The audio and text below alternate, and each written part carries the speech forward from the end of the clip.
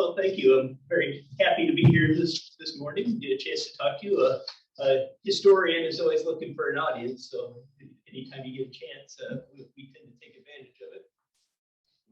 Get the screen down here, and it's great how an organization like your church that's been around for the length of time that the Unitarian Church has. It's a good way to trace the history of the community in general. And so I think what I tried to do here was kind of tell the story of the church. And today we're going to go from 1885 through the first 50 years, so up to 1935, and then on the 23rd we'll finish the story from there. But I tried to intersperse just some general scenes of Sioux City during different periods of time, and we'll kind of get a chance to see how things developed all together. But first off, I want to give you a sense here of this first. Can we see this? Can we see this good? Yep. Tell me if there are any technical problems. But I just want to give you a sense of what Sioux City was like in 1885. In 1885, Sioux City was really in the midst of its first, really its most major period of growth. It had about 19,000 people, was on its way to over 50,000 people in the early 1890s.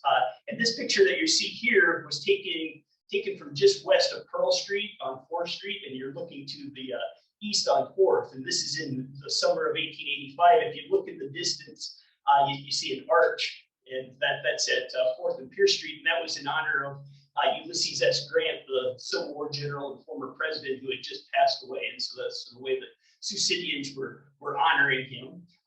And the great thing about this photo is you have substantial brick buildings that you see along 4th Street. 4th Street had already become the major business avenue of Sioux City. But if you look at the conditions of the streets, they were pretty primitive. They were still dirt streets. You can see that there were kind of open gutters along the wooden sidewalks, and you have some barrels laying in the muck along. So Sioux City was in this interesting point where it was on its way to becoming a modern city, and it was still in some ways still a frontier Western Iowa town. And so that was kind of the environment in which the first Unitarian Church was founded. So it really begins with a visit from Reverend Oscar Clute, who was one of the really early leading figures of Unitarianism in Iowa. He originally, I believe, he began his career in Keokuk, at least here in Iowa, and that'll play into the story later. But in February of 1885, he came to Sioux City and gave a sermon to Sioux City residents who were interested in establishing a church here. And it was his visit that inspired the organization of Unity Church. So within days of Clute's visit, a group of like-minded Sioux City residents, many of them quite prominent members of the Sioux City business community, got together to form the church. And so they met at what was the Woodbury County Courthouse. I have a photo of that. The Woodbury County Courthouse in 1885 was at the southeast corner of 6th and Pierce Streets, where the Orpheum Theater is today. And so it had opened in 1878 and was used until 1918 when the current Woodbury County Courthouse opened. And the reason people had access, the people that formed the Unitarian Church had access to it, was one of the members was George W. Wakefield, who was the district court judge here in Sioux City. And so he was able to give rooms for the meetings that led to the organization of the church. There was a second meeting in mid-February, and at that point, a plan of organization was drawn up and a provisional board of trustees was appointed. Now, they had to find a place to meet, and in short order, there wasn't time to build a new church building. And so what they did is they purchased what had been the Douglas Street roller skating rink, and that was at the southwest corner of 6th and Douglas Streets. And I don't have a picture of the building. It was a 1.5-story wood building. It wasn't a fancy building in any way, but I have a map here that shows where it sat. So this would have sat where the current federal building is today. And so it wasn't fancy, but it was a big open space that could be remodeled for church purposes. And you can see it was right next to what was the St. Elmo Hotel. and the St. Elmo Hotel was an early Sioux City hotel that went back to the 1860s. So it was purchased and then remodeled into a church building and was used. Was dedicated on Easter Sunday, the 15th of April, 1885. And here was the church building renovation committee. I just want to point out some of the early members of Unity Church because they're an interesting group. First off, we have Gordon Vadro. You recognize that name from the Vadro building. That was built by his sons in the 1920s and early 1930s. But Gordon Vadro was a major real estate developer here in Sioux City during the 1880s and 1890s. Jenny Charles was a prominent Sioux City lady whose husband John Charles was. She and her husband were leaders of the building of the Floyd Monument. August Groninger was a Pioneer hardware store owner. Van Dujo Wakefield was the sister of George W. Wakefield and a leader in the Sioux City Women's Committee at the time. And then Adalbert Hudson was a lawyer at the time, but eventually became a Unitarian minister himself. And so he went on to a career in the ministry. Now, the first board of trustees were elected in March of 1885. And now, as you'll see, women played a very important role in the early Unity Church.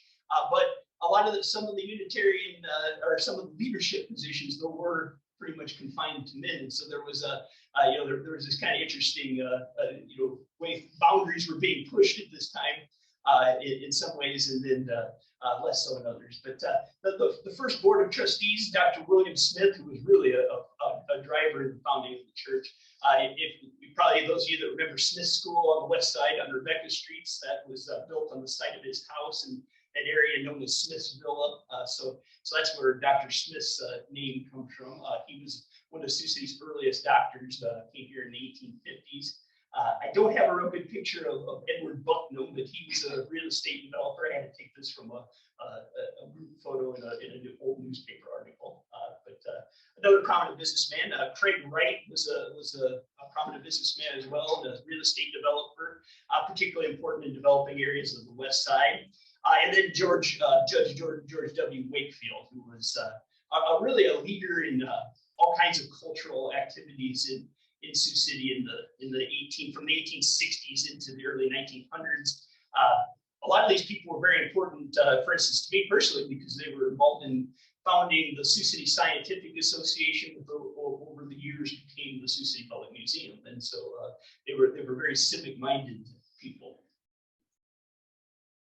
Now, as their first minister, they elected Reverend Mary Stafford. I think this is probably one of the more unique things about Sioux City's Unity Church is that really the first three ministers who have kind of worked in conjunction together were all women. And even at this time, even in the Unitarian movement, that was pretty unique. Now, Stafford had one reason the connection was made was she grew up in Hamilton, Illinois. And that was right across the street that's right across the Mississippi River from Keokuk. And Reverend Clute that we saw earlier was a minister there. And so she knew Mary Stafford and her friend Eleanor Gordon, or he knew them early on. And so there was a connection made there between him and the Sioux City Unitarians. She had an interesting upbringing. She attended the University of Iowa for about a year, and because of health problems, she had to leave. She spent kind of her early career as a school teacher, which wasn't uncommon at the time, but she became, over time, a self-taught minister in the Unitarian Church, and that's how she came into it. She received her first pastorate in Humboldt, Iowa, and was there about 5 years, and then in 1885 came to Sioux City and was the first minister here. After leaving Sioux City, she led churches in Des Moines and then later some in Orlando, Florida, where she retired. She was also very important in some of the early Unitarian ministers were very important in the women's suffrage movement. And she was a leader of the Iowa Equal Suffrage Association, which was the main Iowa women's organization in the late 1800s, early 1900s. With her came Eleanor Gordon. And Safford and Gordon were childhood friends growing up in Hamilton, Illinois. Gordon also went to the University of Iowa, and she became a teacher as well, spent the early part of her career as a teacher and then as a principal. Later, she attended Cornell University in Ithaca, New York, and that's where she received her religious training. So she kind of worked, especially as Mary Stafford got into the ministry, she worked as Mary Stafford's assistant while teaching and being a principal. And so while Mary Stafford was in Humboldt, Iowa, Eleanor basically volunteered to be her parish assistant in addition to being the principal in Humboldt, and came with Mary when she came to Sioux City in 1885. When she was ordained, when Gordon was ordained in 1889, she was promoted to associate pastor, and so then together from that point on, they helped guide the church together. When Eleanor Gordon left Sioux City in 1896, she led several churches over the years in Iowa City, Burlington, Iowa, Fargo, North Dakota, Des Moines, and in Orlando, Florida. And she was also a leader of the Iowa Equal Suffrage Association. Now, one thing that grew out of Unity Church fairly early on was the formation of clubs for different purposes. And one of the first women's clubs organized in Sioux City was Unity Circle, which was a ladies' society that was both a social organization and a way for the women of Unity Church to support the church itself and to do community-oriented projects. And was around for many decades. And some of the founders of this, Lucy Bogue, who was the wife of James Bogue, the founder of the meatpacking industry here in Sioux City. Lucia Stone, I wish I had a better picture of Lucia Stone. She was the wife of Edgar Stone, who was the president of First National Bank, but she is the lady that donated the land that became Stone State Park. And then Cornelia Patterson was another prominent female leader in the late 1800s. And in addition to them, Mary Stafford and Van Dusia Wakefield and Jenny Charles were all involved in founding Unity Circle. And then the other major club that was organized pretty much as soon as Mary Stafford and Eleanor Gordon came was Unity Club. And this was really the intellectual organization connected to Unity Church. It was very much in the movement of literary clubs that were going on at the time. A lot of the literary clubs eventually that were organized in the 1890s, early 1900s they were either men's clubs or women's clubs. But Unity Club was unique in that men and women participated in it together as equals or as peers. And so that was an interesting aspect of it. And if you read through some of the old Unity Club programs, it's great the topics they covered. I mean, it was a very intellectual organization. I mean, they talked about poetry and literature, but they also talked about things like the history of the people of South America, various world religions. They got into just about everything, and so it was very interesting to kind of go through those. But amongst the members of them, Albert Hubbard was a lawyer here in Sioux City and eventually was a U.S. congressman. Dr. Adele Fuchs, who was a leader she was a college professor eventually and a real leader of women's organizations in Sioux City. Rosa Oberholzer went on to be the city librarian for the Sioux City Public Library in the early 1900s. And Eric Burgess was an important Sioux City businessman at that time. So, having been housed in the roller rink at 6th and Douglas, there was the ambition to build a proper church building, and the first kind of attempt to build a Unitarian church was actually involved Frank Lloyd Wright before Frank Lloyd Wright was really an important figure. And many architectural historians consider the drawings he did for Sioux City's Unity Church, Unity Chapel, his very first independent work that he did in his own name. At the time, he was very young. He was 19 or 20 years old. He was working for Joseph Silsby, who was a prominent Chicago architect. And he was somehow the people here in Sioux City were connected to Wright, and he did some drawings of a pretty simple shingle style Unity Chapel in June of 1887. But for one reason or another, it didn't happen. There were some issues with acquiring the land they were originally going to build this on, and it just never really happened.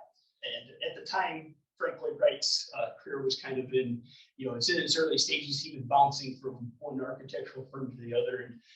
And unfortunately, it didn't happen that we ended up with the very first major building Frank Lloyd Wright ever designed. But it's an interesting little side note between him and Unity Church. So eventually, the first Unity Church building that was built was actually designed by a Sioux City architect named James Martin and built by the contractor Aaron Halstead, who was a major Sioux City building contractor. And it was built at the southeast corner of 10th and Douglas Streets. And so right really exactly kitty cornered from the Cathedral of the Epiphany downtown is where that's at. And so a great Richardsonian Romanesque building, some of them built in the heavy rough cut stone that was commonly used in that style at the time. The rest of it was wood frame. And it was dedicated on the 5th of May, 1889. So I just want to give you an idea of what Sioux City was like here in the late 1880s, early 1890s. So this is the period of the Sioux City Corn Palaces, the first of which was built in 1887. But this was the 1889 palace. In those days, the corn palaces for 5 years a new one was built every year in the fall. There was a big celebration. 100,000 plus people would come to Sioux City to see these things, and it was used to promote Sioux City. And so this was the 1889 palace, and it was at the northeast corner of 6th and Pierce. So you can see the Woodbury County Courthouse that I showed you earlier, right across the street.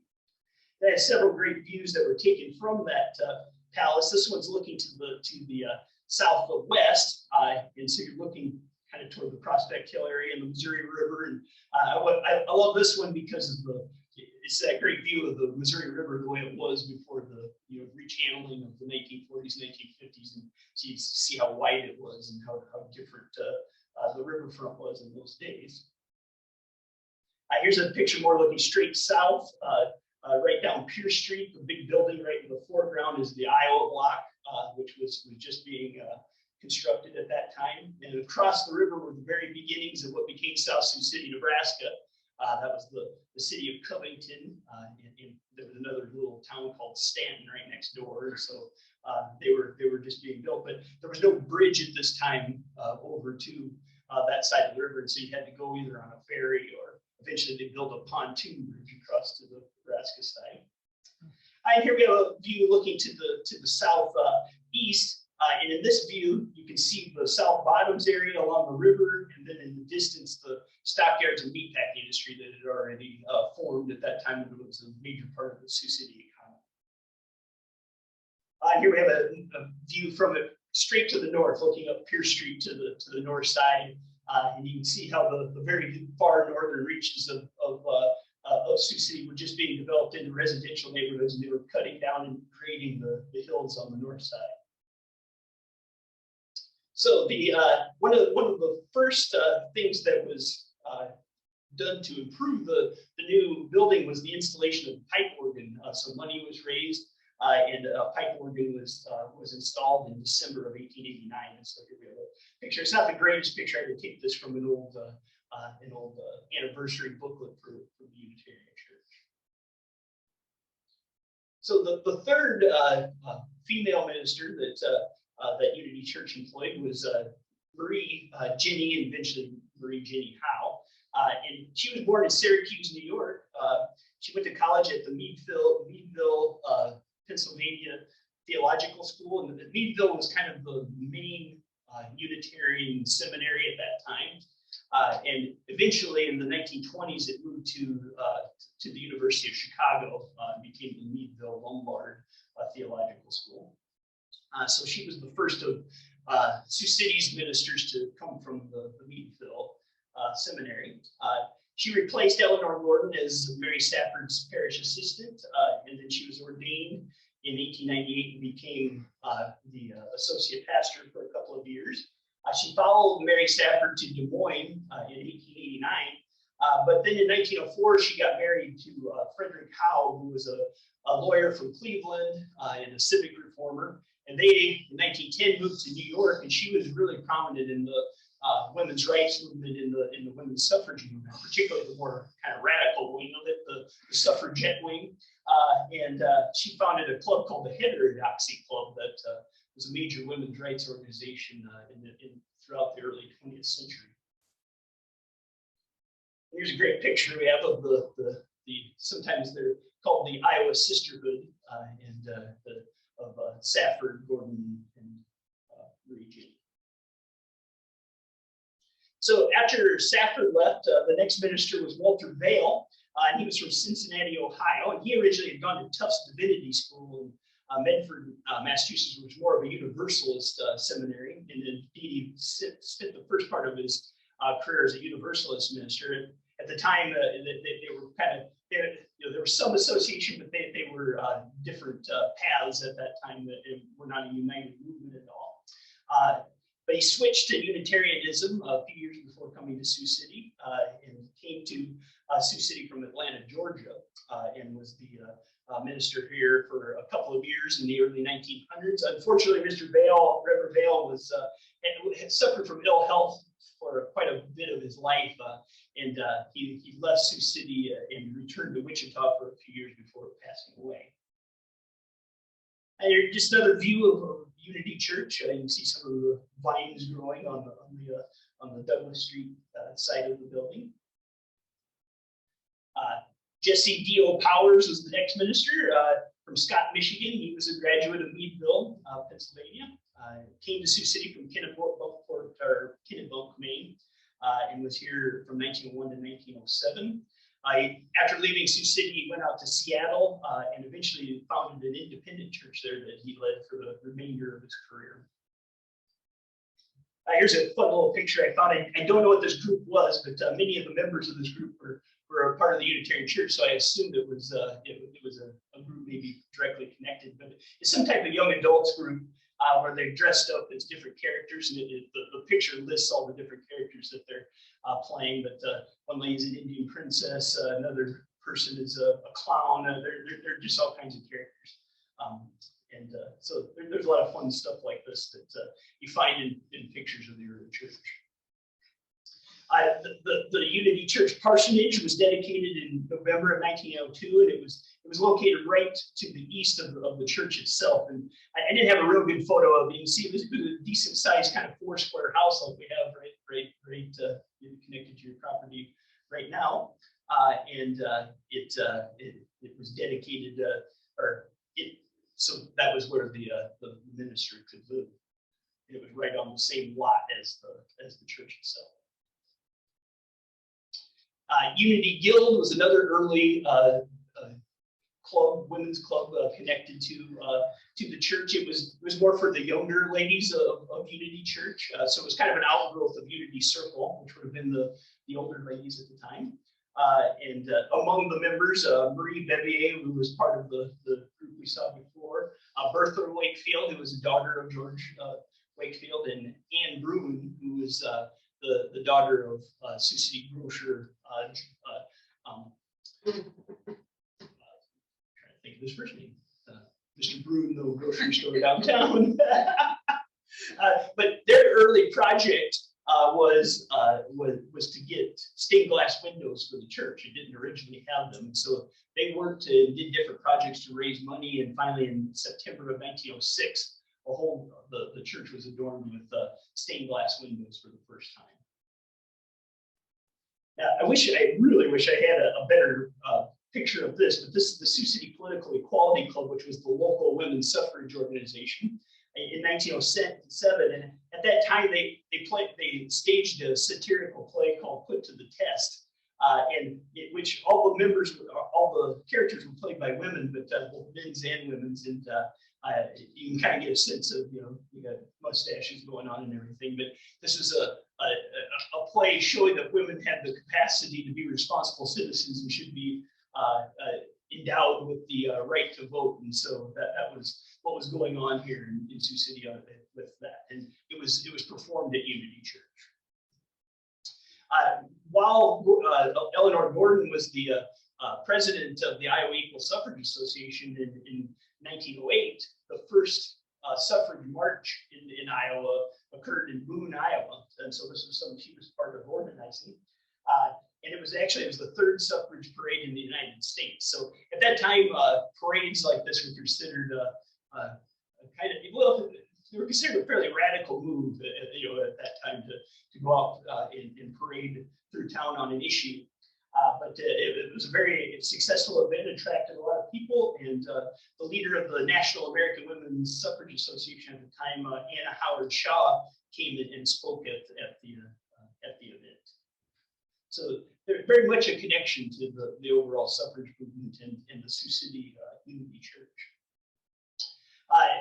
Reverend Manly Townsend was the next of the ministers. He came from New Britain, Connecticut, and he was educated at St. Lawrence University in Canton, New York, which was actually more of a Universalist seminary.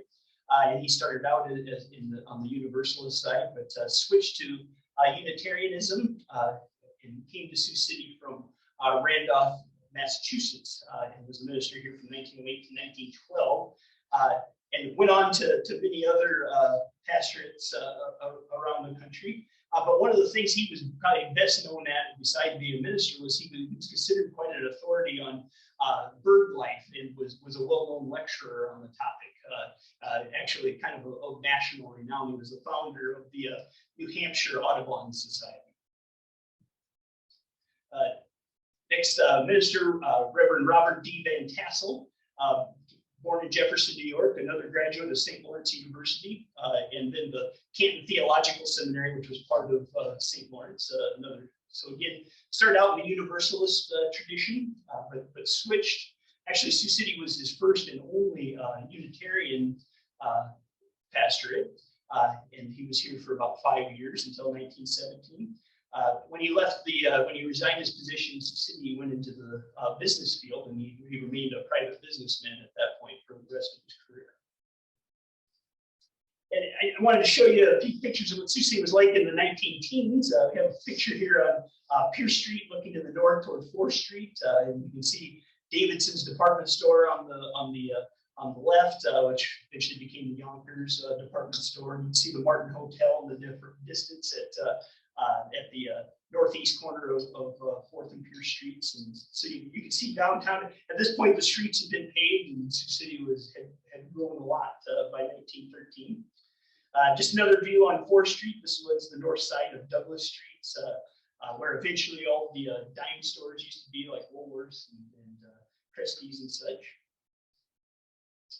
And then the Martin Hotel itself at the northeast corner of 4th and Pierce Streets, which was a brand new hotel at this point. One of the longest serving pastors Unity Church had was Reverend Dr. Charles E. Snyder, who was born in Howellville, New York. He was educated at Cornell University and New York State Normal College first, and spent the first part of his career as a teacher and a headmaster. But he eventually then went to the Meadville Theological School to become a Unitarian minister, and had preached in Franklin, Pennsylvania, and Pittsburgh before coming to Sioux City, and was here from 1917 to 1931, and really was a very highly respected leader in the community, and eventually in the Unitarian Church in general in Iowa. So much so that prior to leaving Sioux City, he was awarded a Doctor of Literature from Yankton College in 1929 and a Doctor of Laws from Morningside in 1931. And he moved to Davenport, and that's where he spent the rest of his career, was in Davenport, Iowa. Now, during World War I, so when Snyder first became minister, it was right when the U.S. was getting into World War I, and I have some views of some of the activities going on there. We have training that was going on at what was the Interstate Fairgrounds, which is out by Riverside Park at that time. And so this is ambulance corps for the Iowa National Guard training out there. The First Unitarian Church dedicated a service flag with 39 stars in December of 1917. And I didn't have a good picture of that service flag, so I took an individual service flag we had. So for those of you that don't know, a service flag would have a blue star for each person that was serving in the armed forces during either World War I or World War II. And then if the person was killed, it would be replaced with a gold star. So in December of 1917, Unity Church had 39 members that were serving in the armed forces during World War I, just what that represents. And here we have a picture of a Liberty Loan parade, the third Liberty Loan in April 1918, downtown Sioux City. This is on 4th Street, and we're at Jackson Street looking back to the west toward Nebraska. And Sioux City did really well in raising money for the various Liberty Loan drives during World War I, and so that's what's being celebrated here. One of the interesting figures in the early Unity Church was Carolyn Groninger Gore. She was one of the founders of Unity Church, along with her husband, August Groninger. She was born in Germany, Caroline Greenke, and she came to the U.S. with her family in the early 1850s, and they came to Sioux City in 1857 on a steamboat. So they were some of the earlier residents of Sioux City. In 1860, she married August Groninger, and they were, again, founding members of Unity Church in 1885. And she helped establish the Sunday school program in the church and was a teacher in the Sunday school the rest of her time in Sioux City, which was until 1906. After August passed away in 1903, she in 1906 married Malin Gore, who had been the founder of the Sioux City Journal back in the 1860s. And once she and Gore were married, they moved to Orlando, Florida, and that's where she spent the rest of her life. She also was important in that she was a founding board member of Samaritan Hospital here in Sioux City, which is the first hospital that Sioux City had. Here's just another picture of the first Unitarian Church, only in 1930s. So you can see trees growing up around it. And, things had changed a little bit. And finally, we get to another minister who replaced Reverend Snyder, Reverend Gordon Kent. Now, he had an interesting story. First off, he was from England. He was first Unitarian Church's English pastor, which there have been a few English-born pastors. He had attended Bristol University in Bristol, England, and then in the United States, he attended the Pacific Unitarian School for the Ministry, which was on the campus of University of California, Berkeley. And that was the first Pacific Unitarian School, was kind of the West Coast version of Meadville. So the idea was to have one seminary in the West and then another in the East. He had begun preaching in the congregational tradition, which employed lay pastors. But after moving to the U.S., after working as a copper miner for a while and as a farmer and a rancher in Colorado, he attended the Unitarian Seminary and became a Unitarian minister. And came to Sioux City from Moline, Illinois, and was the minister here for a couple of years in the 1930s. Now, of course, these were difficult times for everyone economically. And so he kind of came into a situation that was difficult, and then appears to have kind of got involved with some political issues in Sioux City that maybe made him more or less popular with the leadership of the church. But his ministry was not renewed in 1933. And so at that point, he founded what he called the Sioux City Humanist Society. He led that for about a year before leaving Sioux City and moving back to Colorado to work he was engaged in either farming, ranching, or private business from that point in his life, as near as I can tell. Just to show what was going on in Sioux City in the 1930s, there was quite hard times, as you can expect. Here's a picture of the Sioux National Bank, which was at the southeast corner of 4th and Pierce Streets. This was taken right after the bank had folded in December of 1931, and people were just kind of standing outside of it, milling around. This is a time when many banks collapsed, and people at that time, there was no FDIC to protect people's savings, and so any money you had in the bank was lost at that point, and so it was pretty desperate times that way. There was also in the agricultural community, there was a lot of unrest because the price of various commodities dropped below the cost of production. So in this picture, local farmers, which almost all farmers produced milk at this time and sold it to local dairies, instead of selling to the dairies at a loss, they were just giving it away at what was called the Sioux City Market, which is at the northwest corner of West 8th and Bluff Street at this time. And so they just refused to, they would either dump the milk in ditches in protest or just give it away at events like this while the price was so low.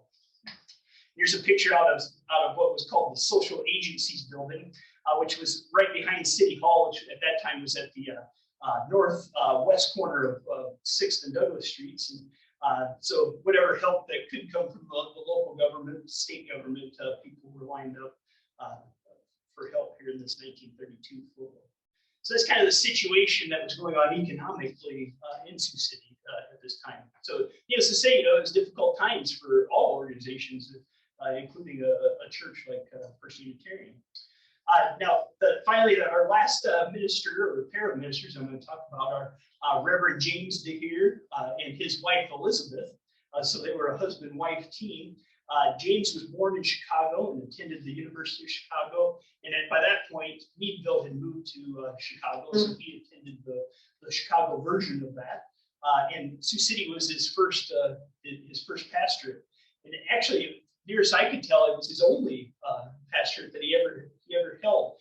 He was ordained here along with his wife in November of 1933, and they led the church until 1935.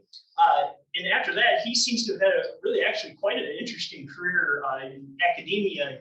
He worked for the Russell Sage Foundation for a long time, which was a community, kind of a community planning and development organization, still exists, that assisted cities in various issues of development, and wrote many books on city planning and things like that. And he also was a college professor for a good portion of his career.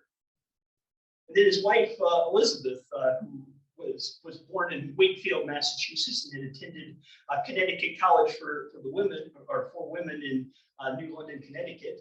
But she later went to Meadville, and that's where she and James met. And so she served as kind of an associate pastor while he was serving here. Unfortunately, I couldn't find out as much about her in her later life, but she was ordained here in Sioux City. So that brings us up to 1935. So that's the first 50 years. And in a couple of weeks, I plan to come back and we'll finish the story up to the present. Well, thank you.